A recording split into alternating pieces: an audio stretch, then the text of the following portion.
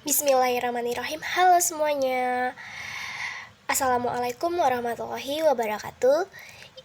Perkenalkan saya Ica Puspita dengan PM 21530530010 dari program studi PGSD Fakultas FKIP Universitas Lampung.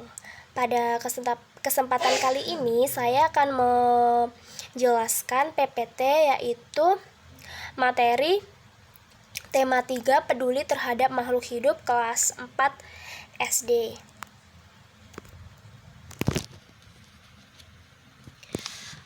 Pada tema 3 ini terdapat A, yaitu persiapan wawancara. Nah, persiapan wawancara ini apa sih? Wawancara ini adalah kegiatan tanya jawab yang dilakukan pewawancara kepada seseorang yang disebut narasumber. Yang akan dipersiapkan wawancara itu ada 5, yaitu 1. Menentukan narasumber sesuai dengan tema wawancara. Yang kedua itu menghubungi narasumber untuk memastikan kesediaan. Yang ketiga itu mempersiapkan daftar pertanyaan sesuai dengan pokok masalah yang diangkat. Yang keempat, mempersiapkan keperluan wawancara seperti alat tulis atau alat perekam. Yang kelima, membuat janji untuk melakukan wawancara dengan narasumber. Janjian sama narasumber nih, kapan bisanya, orang ini kapan gitu. Semisal nih hari Minggu, kalau Minggu ya Minggu beneran sepakat gitu. Yang B itu ada masalah-masalah keseimbangan lingkungan. Di situ ada gambar gunung ya, itu gambar gunung meletus pada menyebabkan keseimbangan lingkungan terganggu. Jadi apa sih yang menyebabkan gunung meletus ini tuh apa gitu? Nah, jadi tanaman dapat tumbuh subur jika dirawat dengan baik. Tadi secara umum itu lingkungan diartikan sebagai segala sesuatu benda, kondisi, dan situasi yang ada di sekeliling makhluk hidup. Nah, lingkungan alam bersifat dinamis. Kondisi lingkungan alam kadang seimbang, kadang tidak seimbang. Kondisi tersebut mempengaruhi oleh faktor-faktor pembentuk lingkungan. Adanya perubahan pada salah satu faktor menyebabkan perubahan kondisi lingkungan. Perubahan tersebut dapat menuju arah seimbang maupun arah tidak seimbang. Mohon maaf ya. Terus selanjutnya itu ada sumber daya alam di lingkungan sekitar. Ada gambar pantai, dataran rendah, dataran tinggi. Nah, sekarang ibu tanya nih, mana yang dataran rendah dan mana yang dataran tinggi? Coba di gambar itu sudah bisa dilihat ya perbedaannya, mana dataran rendah dan mana dataran tinggi. Iya benar, dataran rendah yang ada airnya dan dataran tinggi itu yang tidak airnya. Nah, sekarang di situ ada gambar pantai. Jadi pantai itu apa sih? Pantai itu merupakan suatu wilayah yang berbatasan langsung dengan laut. Pantai ini memiliki karakteristik selalu mengalami peristiwa pasang surut. Pasang itu adalah keadaan air laut lebih tinggi dari keadaan biasa. Yang selanjutnya itu ada dataran rendah. Nah, dataran rendah itu apa sih? Dataran rendah, datar dengan ketinggian kurang dari 200 meter. Kurang banget dari 200 meter ya, bayangin aja coba. Di atas permukaan laut. Nah, daerah dataran rendah ini umumnya dilalui sesuai sungai-sungai besar karena dilalui sungai yang mengalir setiap hari. Daerah dataran rendah cocok untuk kegiatan pertanian, perkebunan, dan peternakan. Selanjutnya ada dataran tinggi. Dataran tinggi ini apa sih? Nah, dataran tinggi ini adalah dataran dengan ketinggian lebih dari 200 meter. Kalau yang dataran rendah itu di bawah, kalau yang dataran tinggi itu di atas permukaan laut. Nah, karakteristik dataran tinggi tidak datar, tetapi miring dan terjal. Umumnya itu dataran tinggi itu lebih sering dilanda hujan dibandingkan dataran rendah, karena sering hujan udara di dataran tinggi terkena sejuk. Nah, tanaman yang dibudidayakan adalah tanaman yang membuat cuaca sejuk itu antara lain teh, kopi, tembakau, sayur, buah-buahan, gitu-gitulah pokoknya. Sekarang next slide, yaitu ada hak dan kewajiban masyarakat terhadap tanaman. Indonesia adalah negara yang sebagai besar penduduknya berpotensi sebagai petani. Yaitu ada 1, hak memanfaatkan tanaman. Apa sih itu? Tanaman yang ditanam petani beraneka ragam. Sebagai contohnya nih, padi dan jagung. Padi dan jagung itu memiliki banyak manfaat bagi kehidupan manusia. Jadi manfaat padi itu ada 4. Yang ke-1 sebagai bahan pangan pokok manusia. Yang kedua itu kulit ari bekatul dapat dimanfaatkan untuk bahan pegas unggas. Jadi padi itu kan sebelum dimakan itu digiling dulu kan. Nah, kulit dari ari, dari padi itu tadi itu dinamain bekatul, yang umumnya untuk pakan unggas ayam, bebek. Yang ketiga itu sekam padi untuk bahan pembuatan batu bata. Bisa jadi sekam ini rabuk buat tanaman. Yang selanjutnya ada daun dan batang. Padi dapat digunakan sebagai pakan ternak, bahan pupuk, kompos, dan alas kandang unggas. Manfaat banget ini padinya. Dan manfaat jagung itu ada sebagai bahan makanan bagi manusia. Batang dan daun itu mudah pakan ternak. Batang dan daun tua dimanfaatkan untuk pupuk hijau atau kompos. D. Batang dan daun kering untuk kayu bakar. Ini batang jagung untuk pulp bahan kertas. F ini jagung untuk dimanfaatkan untuk sayuran. Yang kedua itu kewajiban melestarikan tanaman.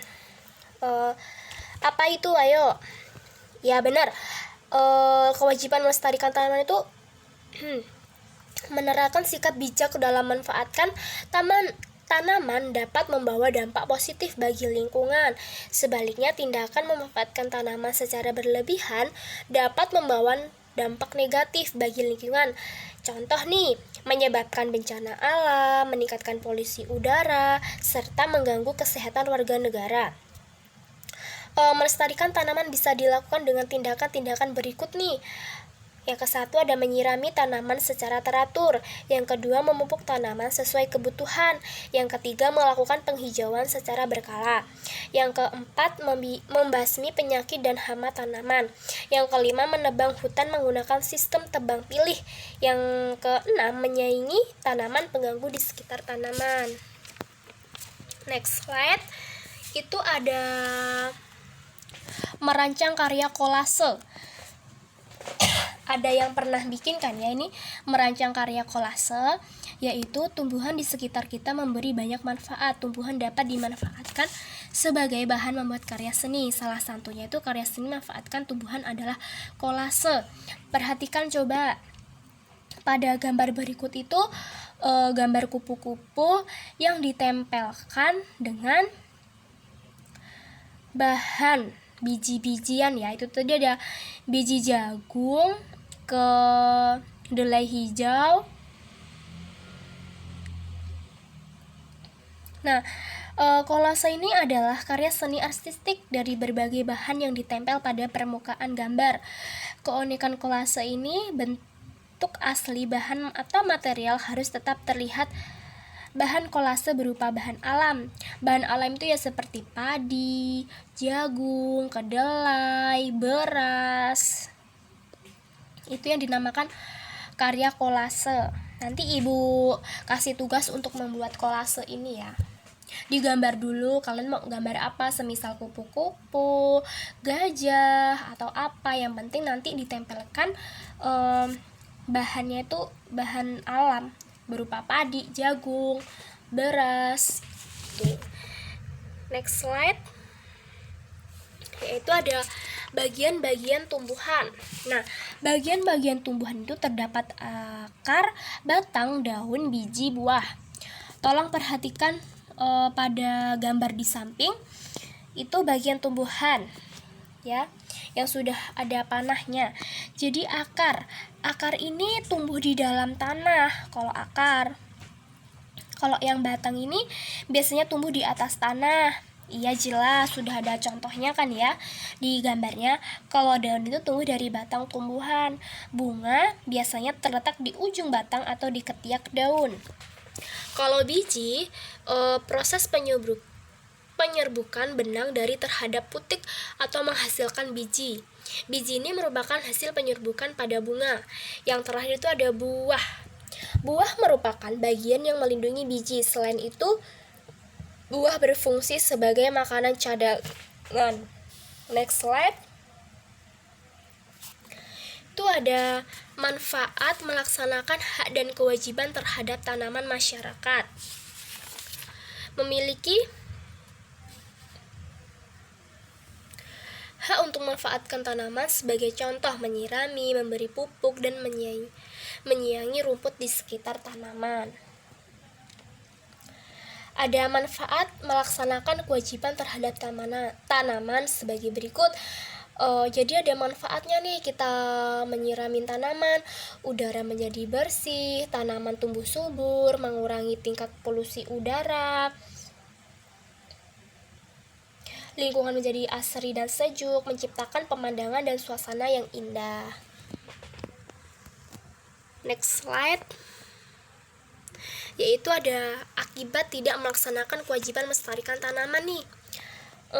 Apa aja ya? Jadi kalau yang tidak melaksanakan itu bisa terjadi meningkatkan polusi udara, meningkatkan risiko bencana alam, cuaca menjadi panas karena tidak ada pohon berteduh, dan meningkatkan tanda-tanda efek rumah kaca. Apa sih tanda-tanda efek rumah kaca itu? Seperti ya kena debu, terus lantainya itu kena debu, terus polusi yang orang berkendara itu kan ada gasnya kan ya, polusi itu namanya, itu ya efek-efek kaca itu tadi. Next slide. Ada persebaran tumbuhan. Apa itu persebaran tumbuhan coba?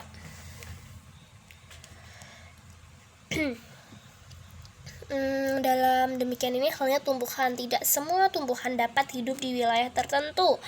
Semisal nih ada padi, jagung, kelapa, kopi, dan yang terakhir teh. Nah, padi ini dibudidayakan di dataran rendah yang berhawa panas. Tanaman padi membutuhkan banyak air untuk tumbuh di dataran rendah. Nah, padi ini umumnya bisa hidup di dataran rendah karena dataran rendah ini airnya mudah diperoleh. Selain itu, tanaman padi itu membutuhkan sinar matahari yang cukup banget. Juga tuh ibu pernah ngerasain nih, tanaman padi sama di daratan sama di sawah itu enakan yang di sawah gitu. Entah kenapa ya. Yaitu tadi mungkin di dataran rendah tuh lebih airnya tuh mudah diperoleh gitu. Kalau yang jagung itu termasuk tanaman palawija. Palawija itu biji-bijian lebih dari satu gitu, palawija. Sama dengan padi, jagung ini dibudidayakan di daratan rendah. Bedanya, jagung tidak membutuhkan terlalu banyak air. Umumnya jagung dibudidayakan di ladang. Kalau padi kan sawah. Kelapa. Nah, kelapa ini tanaman kelapa dapat tumbuh dengan baik di dataran rendah atau pesisir. Pada dataran tinggi, tanaman kelapa bisa saja tumbuh, tetapi perkembangannya lambat, buah sedikit dan kadar minyaknya rendah. Kalau yang teh, tanaman teh berasal dari daerah subtropis. Tanaman teh hanya dapat berkembang dengan baik di daerah berhawa sejuk. Oleh karena itu, teh banyak ditanami di daerah dataran tinggi dan pegunungan yang berhawa sejuk. Yang terakhir itu ada kopi ya. Kopi ini merupakan tanaman yang dapat berkembang dengan baik di daerah sejuk. Oleh karena itu banyak perkebunan kopi ditemukan di daerah bersejuk seperti di pegunungan dan daratan tinggi. Nah, jadi ibu ini ada latihan 10 soal isai untuk menjawab latihan Anda ya. Nomor 1 ini, mengapa penduduk di dataran rendah lebih banyak dibandingkan di dataran tinggi? Hayo, mengapa? Yang bisa angkat tangan coba.